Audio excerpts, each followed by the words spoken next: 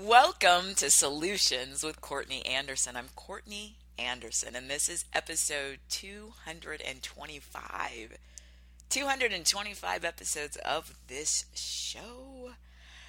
Welcome! This show is part of our series, our Joyful Art of Business. Our Joyful Art of Business, of course, is our series. It's based on one of the foundation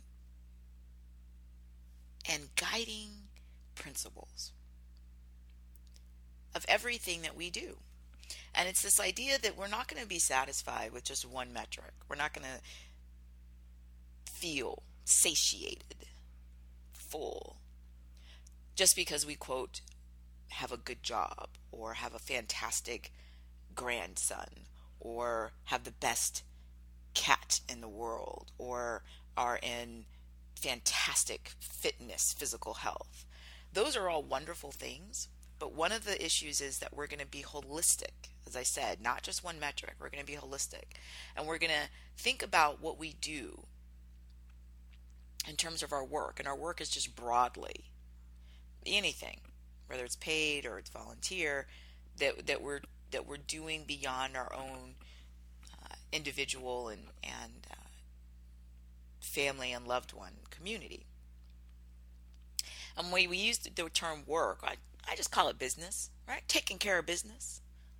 I believe that was Elvis saying, right? Taking care of business.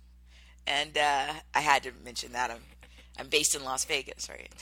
So when we talk about the joyful art of business, what we're doing, of course, I often will come back to this concept that, what it means is that when we're doing things for our business, especially our paid work, that we're not just going to fall into the trap of, I'm successful or I have a high paying or high powerful job or it's prestigious, and then secretly be miserable and unhappy. But I just wanted to take a moment to broaden it beyond that, though, because we apply this idea that what we do individually is art, right? That's why we use that term. And the concept is that we need to be vigilant and monitor how we feel. And so even something that we would think would be nothing but good news, right? Having the greatest grandson in the world, having the most wonderful kitten anyone's ever had, or, being in such phenomenal physical shape that we walk around outside and strangers stop and say, wow, you look great. You're in great shape. We would think that would be nothing but upside, right? But my argument is that any of those things can, if we're not paying attention to how we feel, trap us in this same process where we're making decisions based on what other people's perception is instead of how we feel. And again, one single conduit in our lives is not going to be enough for us to be able to express the full range of who we are as a person. So if you have a wonderful grandson, if you really know that your cat is the most fantastic cat that's ever, not only ever existed, ever will exist, that's great, but that's not enough, right? That you're a sophisticated person and you need to approach life in a more multifaceted way and continue to ask yourself, how do you feel? So that you're being aware of that ongoing responsibility to ourselves to create, experience, and set up new opportunities to express joy, right? So that's our series. What's the show? In episode 225, we have a show today that I was really a bit stunned as I went through the show notes and realized we hadn't recorded it already. I looked and I thought, how is this not already done? And that's one of the things that amazes me. Sometimes I'll talk to people and they'll say, well, how do you do this? That's a lot of shows. Not that many talk shows or podcasts have this kind of a schedule. You put out a lot of content. Don't you worry about running out of ideas or running out of things to talk about? No. One, come on, I'm a lawyer, right? On top of that, I'm also someone who loves and has been fortunate enough to be an educator. So I'm a professor. You're asking somebody who ideas and talking about ideas and thinking about ideas, there's it really is almost a limitless well. And of course, I'm a professional speaker, right? So this is, to me, one of my most joyful endeavors. And so, as I said, when we looked at the show, I just thought, how have we not done this? And to me, that signifies that there's a lot of work ahead of us. I hope, if I'm fortunate enough, if I lived to do 1,000 shows, that I'd look back and say, wow, we still haven't covered, this and that, and there's so much ahead of us. And again, that sort of ties in, not sort of, but it actually ties in with our entire series, right? There's always so much ahead of us. There's always so much to learn. It's just extraordinary. I was watching a documentary the other evening, and I'm on Twitter now, and still trying to fully grasp all that I can learn and experience with Twitter. But I've shared on Twitter on a couple occasions that one of the things I do often to relax in the evening is I watch documentaries, because I just love learning things, and I really enjoy movies. So I was watching a documentary the other evening, and it was about a topic, and I just thought, how have I never heard of this? I mean, literally, had never heard of it. And I just thought, this is fascinating. This is fascinating. And that's the kind of wonder that we can continue to experience in life if we just remain vigilant. How do I feel? Don't do the same old thing. Do the same old thing and then add in a little something different. Expand your ideas, expand your experiences. So, and I'll continue to share on Twitter and the blog and other outlets some of the just, things in my life that, like when I watch a movie or something that I'll think is really interesting, I'll definitely post it and links so that you can kind of see. But I try to watch a wide variety of stuff. One, because it's fun, and two, because I like being in that situation where I think, I've literally never heard of this. Wow. Fantastic. All right, so the show topic today we've actually already been discussing to a certain extent. And our show topic, of course, is when people show you who they are, believe them the first time. When people show you who they are, believe them the first time. So, of course, CourtneyAnderson.com is our central website, and I mentioned for in our shows for you to come drop by. Obviously, that's because that's our repository. It's our library where we have heading towards 700 individual pages of content. So we've got hundreds of these shows. We've got our companion video show.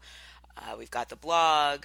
We have articles, and we're going to be rolling out some really exciting things coming up next quarter with workshops and webinars.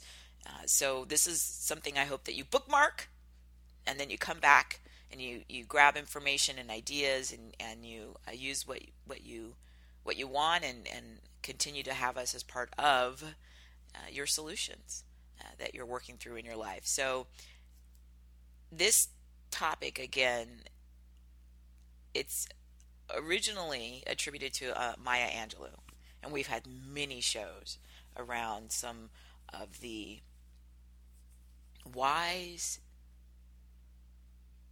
and candid concepts that she shared with us, and what a wonderfully vivacious person. I never met her personally, but certainly there are people who we are all, just as humans, enriched by their time on the earth. And so someone who was very close to her personally, Oprah Winfrey, has written about this and spoken about this concept. And so when you go to CourtneyAnderson.com, of course, we have URLs, microsites for all of the different shows. So I hope you come to this one, and you can find the link if you found our show on a distribution partner. In the show notes for the file, you should see the sort of long URL for this individual show. And I put a link in the show notes to a video on Oprah.com where she's talking about this, right? This concept, when people show you who they are, believe them the first time. And from my understanding, the concept with the parentheses of the first time is sort of something that it came about as Oprah was sharing knowledge with Maya Angelou about this idea, right? People show you who they are, believe them, and then this idea that you don't want to wait to believe them, right? So if someone, shows you that they have very poor hygiene and they do not avail themselves of the ability to be fresh and clean, that you might not want to wait to the 225th time that you were around them and they had an odor of poor hygiene. And I'm talking about here someone who has the resources. I'm not talking about someone who is not able to do that. I'm talking about somebody who absolutely walks right by, the water fountain that they could use to clean themselves and wash their face and brush their teeth, and they just don't do it, right? So that's what we're talking about. And the idea is you don't want to wait, right? The idea that it gets frustrating, and so a lot of this concept goes to the relationships we have with people that are personal and romantic sometimes, right? The idea of, if only I had paid attention. I had a feeling on that first date, and 15 years later, sure enough, it's exactly what happened. It's just what I was thinking. And I've mentioned some of these anecdotes before when I practiced law more actively, right, full time. Years ago, I used to do a fair amount of family law cases, and so I would handle, the basic things you think about, divorces, child custody, these types of things. And it was, to me, right, as naive as I am, in many ways, the eternal optimist, I was shocked, and I probably still am, right? Because I like to believe in, the better nature of ourselves, and it amazed me then, and sometimes even now, when I do a fair amount of volunteer work as a lawyer in these areas on a limited duration, for people, and so I'd work with somebody as a lawyer, and they'd complain, oh, this person's so horrible, they don't clean up after themselves, they're horrible with money, and you ask them, you're like, well, what were they like, when you met them? And I'm naively thinking, oh, they something must have happened to them, right? They must have transformed, like, a frog into a prince in a fairy tale. Something must have gone horribly wrong, or maybe they intentionally tricked this person and deceived them, right? Like they pretended that they were good with money and had a tidy nature, and then it was all just an act to lure that other person in, and then reveal themselves and show themselves that I'm horrible with money and I'm filthy. It's possible. I mean, that's what I want to believe, right? But the thing that amazed me, and like I said about how naive I was and probably am still, was that people were really candid and they were very consistent. And they would basically say, no, they were like this at the beginning. And then my saying would frequently be, well, you get what you pay for, right? Like if I went to the store and I purchased, a 3-legged chair or stool, and then I brought it, to my place where I live, and then all I did was complain about I don't like 3-legged, chairs, then it doesn't make any sense. It was like that when I purchased it. Now, I'm not equating purchasing an item with entering into a relationship with a person, but I am equating the idea of that is what it is. It is that thing. And again, like I said, the fantasy I think a lot of us have is that, the person, looked like they were a 4-legged chair. Maybe they even had a pretend 4th leg. And then later it turned out that was false. And we were deceived. Because that makes more sense logically, right? The thing that was, again, stunning for me in these family cases as a lawyer was how consistent it was that was the issue from the beginning. Which then, of course, begs the question, then if that's what they showed you and that's what they are, and you accepted that, then why are you complaining, right? Like, I don't see the problem. They were not good with money when you found them. They're not good with money now. And like, what's the deal, right? It's like somebody who has the option. So again, we're always want to be clear with our language. But if somebody has the option, they could live, somewhere that rains all the time, or they could live somewhere that doesn't rain much at all, right? And many people had that option. And then they move somewhere and it rains all the time, right? And then they complain, oh, it's so rainy. I can't stand how much it rains. Look at the rain, rain, rain. And then, you listen to that and you're like, okay, well, yeah, but that's what it is here in this part of our planet. It's a rainy place. So, like, I don't understand. When something shows you it's rainy, believe it the first time. When someone shows you they're not good with money, believe it. And as we break this down on our show notes page, I have moved to this idea of not sort of writing full expository uh, articles and for every page, because we're of course obviously going to continue to integrate the content and move forward, and we've got many different ebooks and other products in progress. So that's the right place to sort of expand on the notes. But what I've been doing is putting a stone of solutions, right? So I have 14 solutions. And on our show notes page for this episode on CourtneyAnderson.com, again, episode 225, I actually don't think this is about the other people, right? Because again, like the sort of stereotypical idea of this concept is, when someone shows you who they are, believe them. And then people often will talk about a personal relationship, right? So somebody will be talking about, again, I can't believe what happened. It's so horrible. They never wanted to do anything. They were so boring, and I couldn't believe how boring they were. And then you say, well, okay, but when did they show you? When did they seem boring? And then the person's like, well, yeah, it was probably like this, about 20 minutes after I met them, they seemed kind of boring. And then you think, well, okay, like what's the problem? I don't think that we should put this on the other person. It's not about them, it's about you. I think people do believe when they show them who they are. And that's what my point was about the examples from practicing law. People were really candid. I mean, I can't even remember, maybe it happened on an occasion or so, but I don't recall somebody saying, the idea that I have is the fantasy where it was like, oh no, they presented themselves so one way, and then it just totally changed.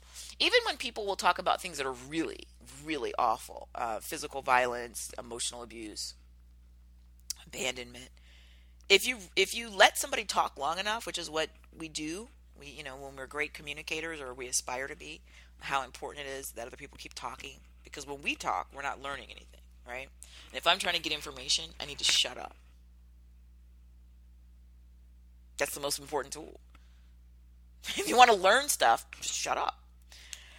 And the more you shut up, and this is depending on, again, the setting, but in general, if you're trying to get information, you need to be quiet so you can get it. If you're just quiet and you use a lot of the communication tools we talk about in our communications communique series, which is your body language, facial expressions, eye contact, and put people at ease, people will tell you all kinds of things. And the longer people talk, what typically will happen is they'll shatter that illusion that the other person did something, quote, to them, right? So they'll say, oh, I was so shocked when they changed. I mean, at first, like, everything was so great, and then before I knew it, it was like, oh my gosh, who is this person? I don't even know them. And then if you do all of our communication skills and you really hone your active listening, which is a skill set, most of the time what would happen is people kept talking, they would start to slip in little details that would tell you that things didn't exactly happen the way they told you initially. And the little details will be things like, well, I never thought, they would do anything that, horrible. Although there was that time early on, when they were yelling at me, I just thought they were having a bad day and I really didn't want to think anything of it. And it's like, okay. So there were like warnings, right? Red flags. And the longer you let people talk, the more they'll tell you about this. Because the reality usually is that, like I said, it's amazing how consistent and candid people are. They do know.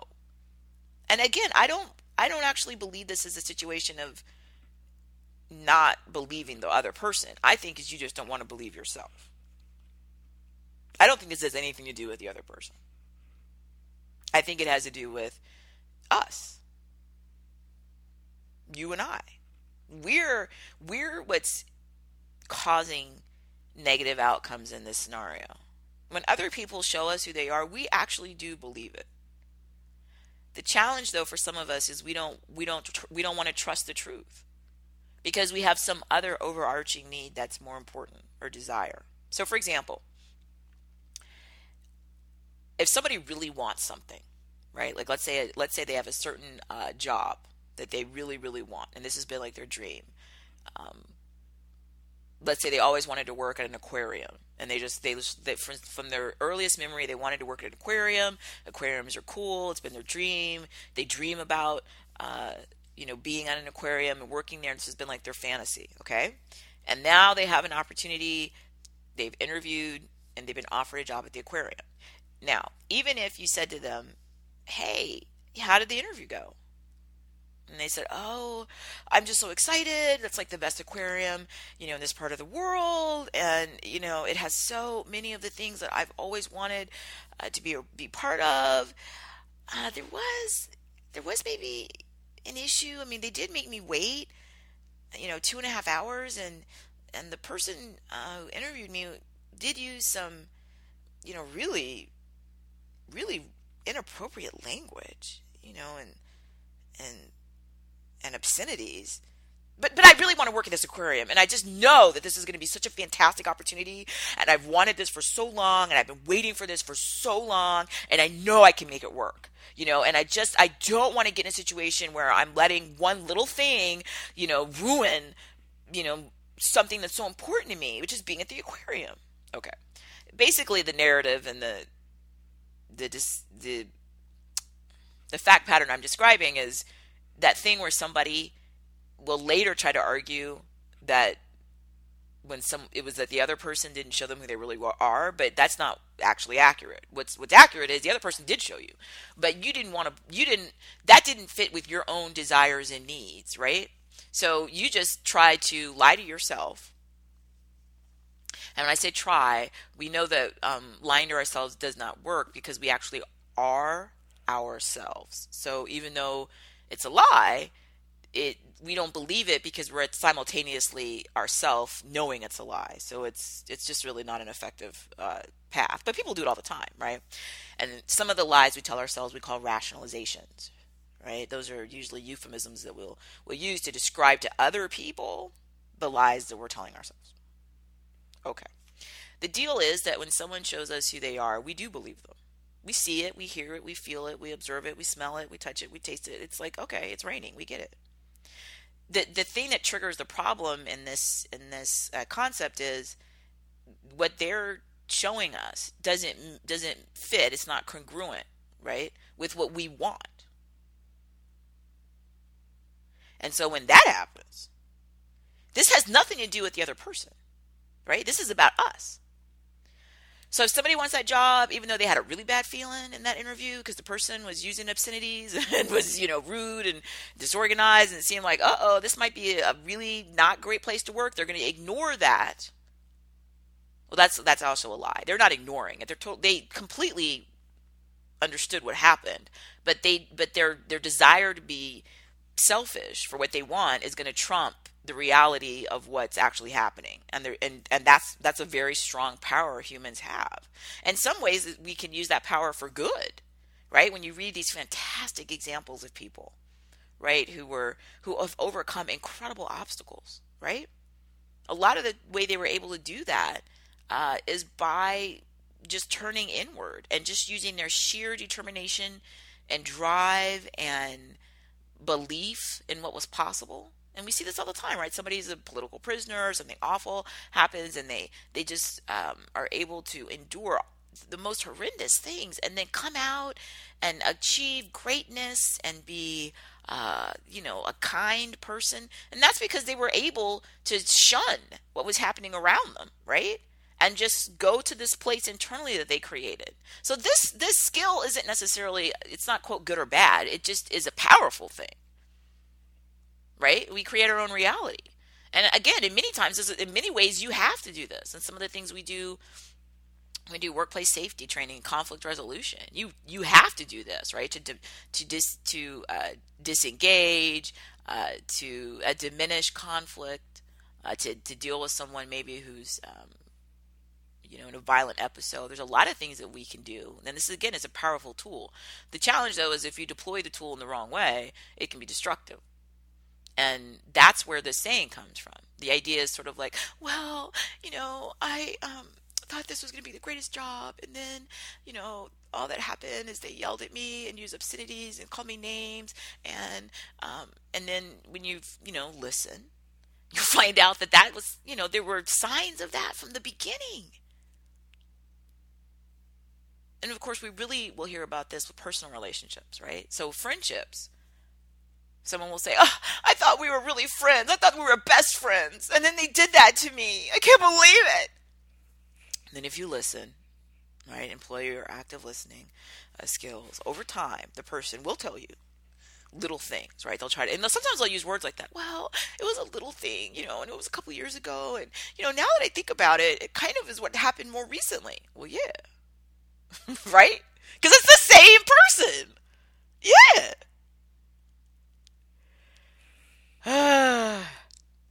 And then, of course, with romantic relationships. And this is where people will sometimes be unhealthy and want to portray themselves, right, as sort of the victim.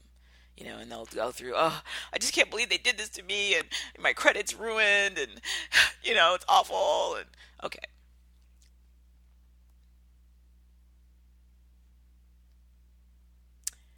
This tool that we have, this ability that we have to create our own reality, again, is a powerful tool, and we can use it to help ourselves, to help other people, to be of service, to help the world, right? We can endure and create just amazing and fantastic experiences, right?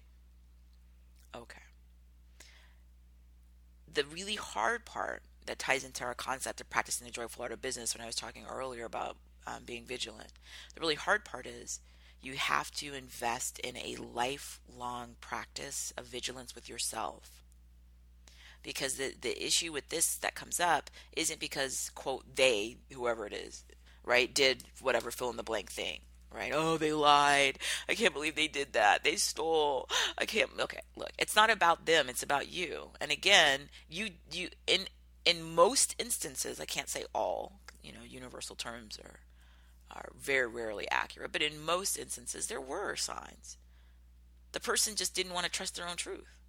And more than that, they just didn't like it, right? If you have your own vision in your mind, right? I'm going to work at that aquarium. I'm going to, have that type of marriage. I'm going to live in that house. I'm going to, have this type of body. I'm going to go around and tell everyone I have the greatest cat ever. We have so much power to sort of bend our lives to that, right? And like I said, in some ways, we can get great outcomes. This is what you get with entrepreneurs and inventors and artists of all stripes and,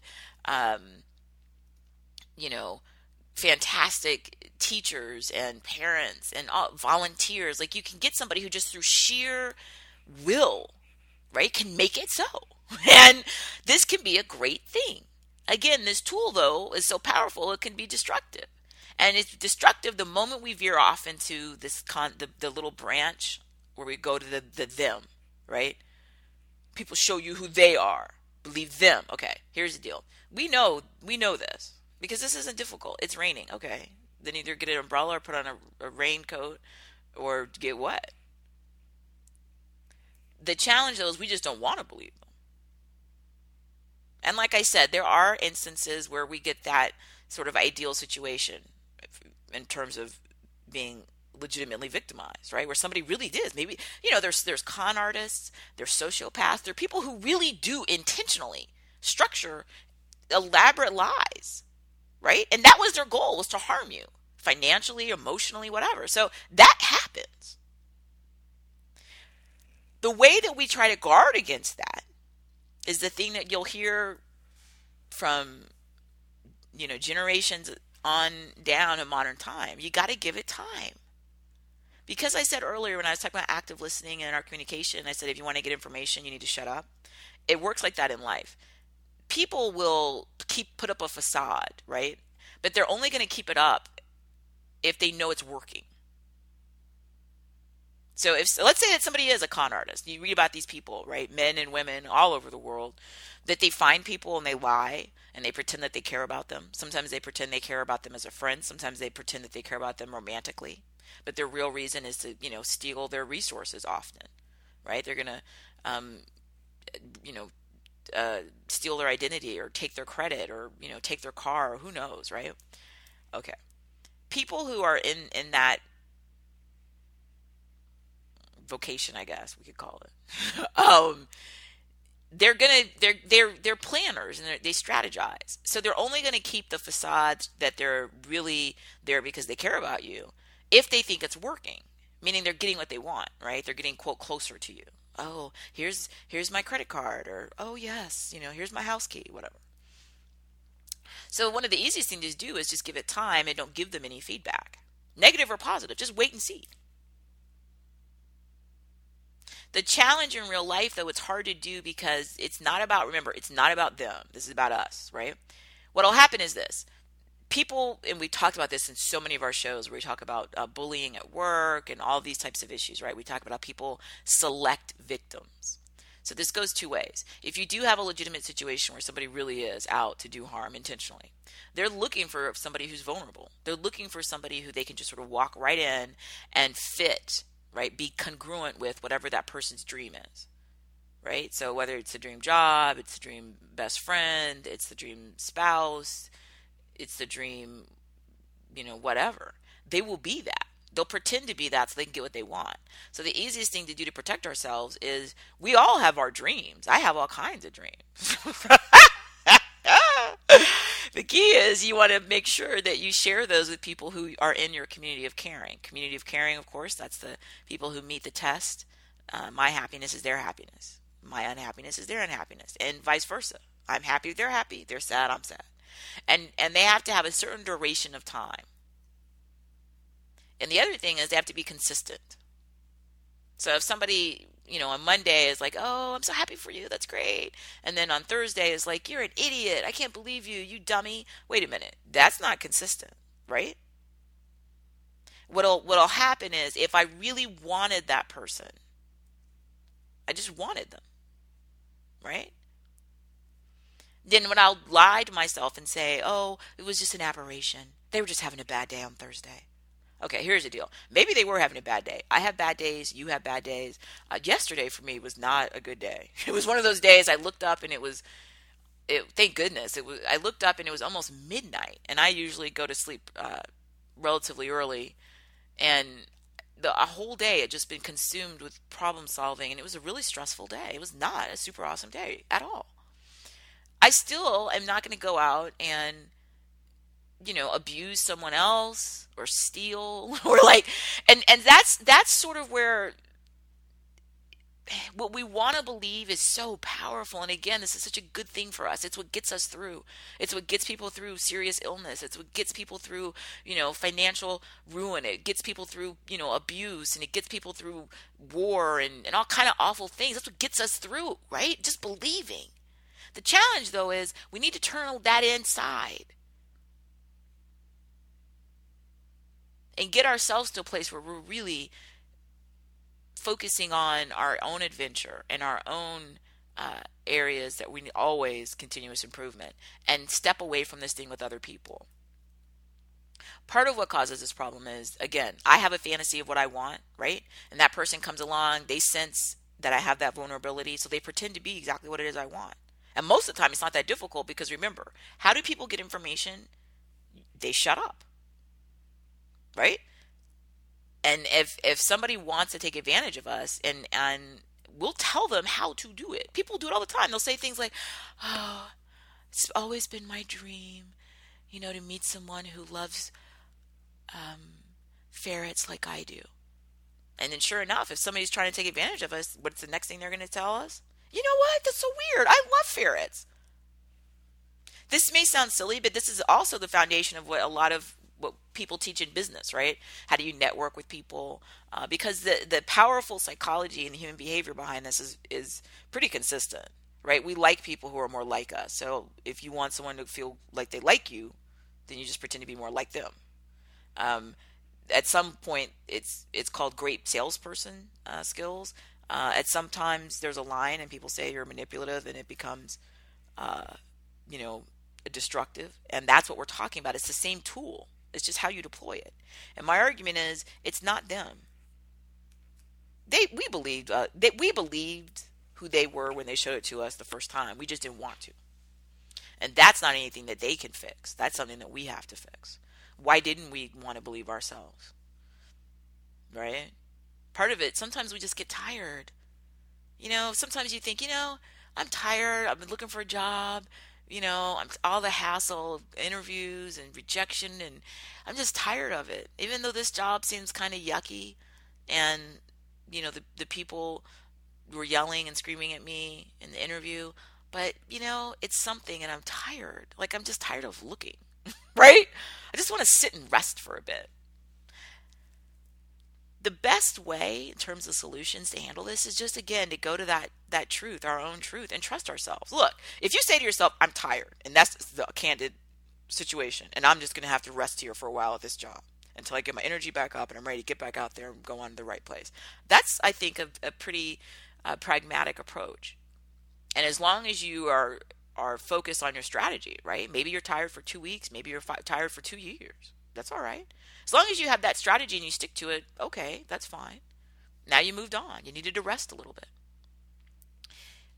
It's not the ideal situation, but sometimes, again, there can be a confluence of factors, and that's the reality. Maybe somebody really is physically, mentally just tired, and that's okay. You need to take a little bit of a rest. So, all right, that sort of makes sense. The thing is, don't start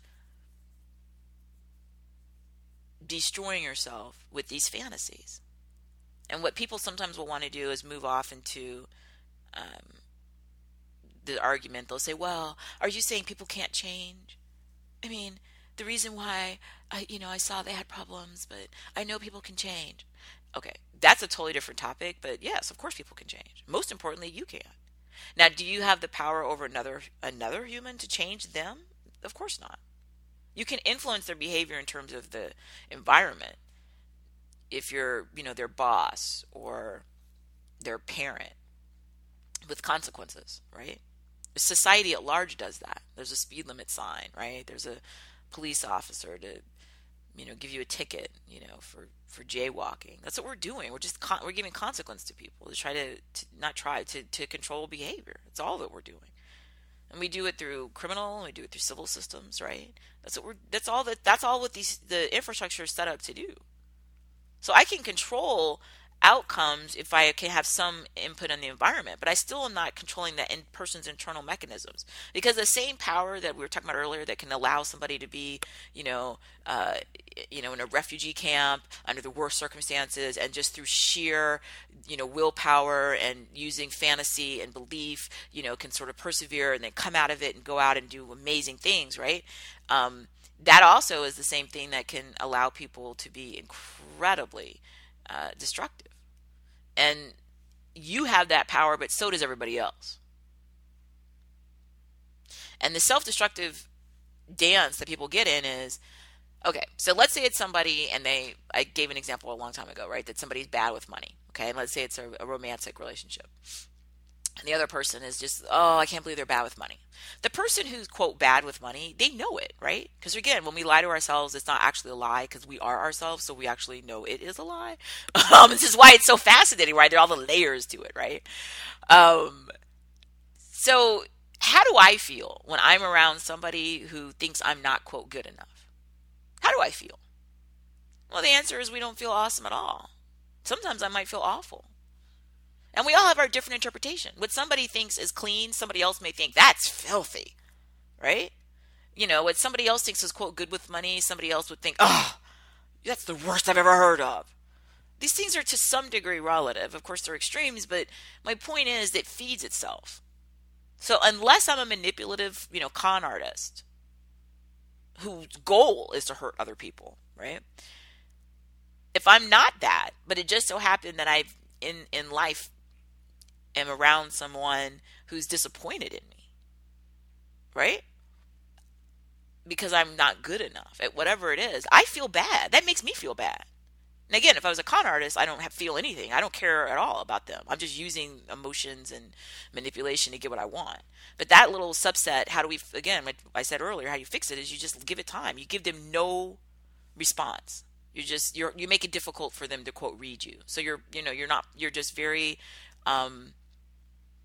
non-committal, and they can't quite figure out. You're never mad, and you don't show emotion. So you're not like, oh, I'm so happy, or oh, I'm so angry. You're just like, oh, okay, like that, which makes it really difficult for them to figure out, what to do to manipulate you. And you give it time. And no, there's not a set limit. I can't say, well, people say, well, I've known somebody for 2 weeks. It's so great. Okay. Sometimes that's enough for a lifetime of a great relationship for the rest of your life. Often it isn't, because you haven't seen people in a variety of circumstances, right? You want to see people when they're relaxed and things are going well, and you want to see them when they're under an incredibly difficult situation. Like, yesterday I had a not awesome day. That's the kind of day, if somebody was going to be in my community of caring or work with me long term in one of my businesses, they'd see me on those days, or at least maybe talk to me on those days. If I was flying, or we're in the same space, but well, they'll communicate with me. They'll hear it. They'll hear it in my voice, right? I'm not having a super awesome day. You want to have that exposure to the variety, so you get to you want to get to know them. That's why you're shutting up, right? And being non-committal, so that you can let them tell you and show you who they really are. This works. When we look at the situation, though, of someone who's not a con artist, they're not trying to do anything to you. But you get into that sort of death spiral where the person who feels that, oh, I'm not good enough for them, I disappoint them, then that's accurate, right? It goes both ways. So the person who's saying, oh, they showed me who they were, I should believe them the first time, look how lazy they are, okay? But the person who's also being told that feels the same way, right? Their argument is, oh, and they're so overbearing, right? Like, really? We can't ever relax? So it works both ways. Both parties feel the same way. Like, why are they like this, and why didn't I believe it? The thing is, you do both believe it. You just don't want to accept it because you have this other overarching need that's trumping, right, the reality. Because then people will tell you what it is.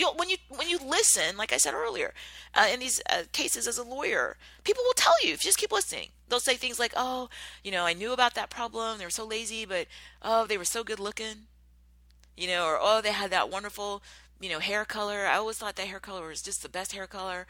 Or, they were so great with kids, and I just, love people who are great with kids. They'll tell you. They'll tell you what it is that that they want, right? But they're trying to selectively pull it out. So it's like, you and I are totality of a person. Like, that's the whole series, Joyful Art of Business, right? That we're more than just one aspect, right? And so what somebody will do is they'll have this fantasy or this idea in their head, and then they'll meet someone else, and they'll be part of what they want there, right? The good with kid thing, or the great hair, or whatever. And that's what they'll latch onto. And they're like, this is exactly what I've wanted, right?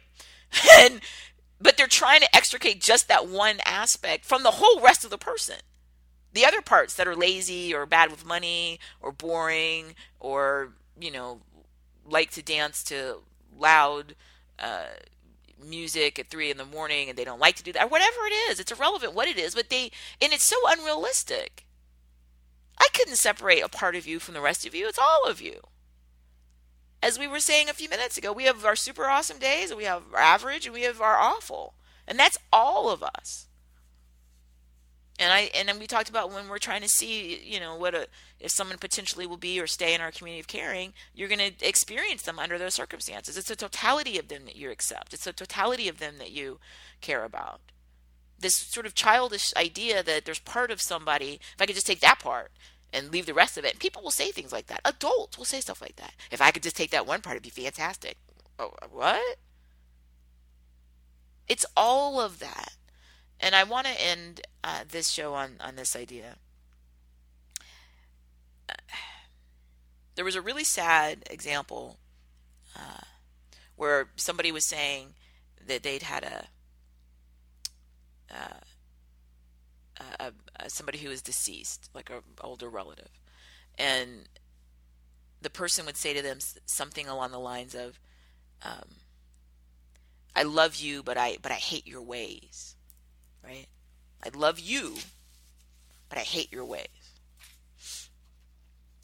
And let's say this was like a great uncle or something. I don't remember the circumstances. But what does it say to somebody when you tell them, "I love you. I hate your ways." Right? Your ways, whatever. You're too tidy. You're too lazy. You're too dirty. You're too clean. You're too loud. You're too quiet. You're too boring. You're too boisterous. Like whatever. Your ways, right? The thing that's so powerfully destructive about that is you are your ways. I mean, and it's so cruel. There is no you without your ways. You are your ways, all of it. The awesome and the awful. And it's just cruel. And that's where this saying can hit someone.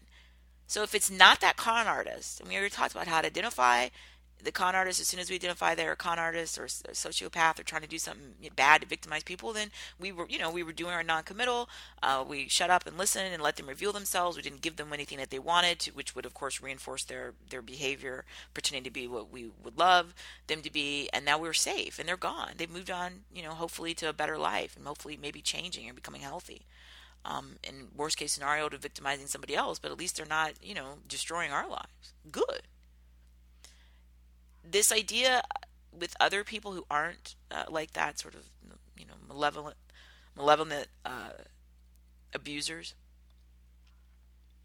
um, we we deserve better. We deserve better. So I want to thank you for joining me today. As always, remember, you do believe them, but you got to go deeper than that and believe yourself.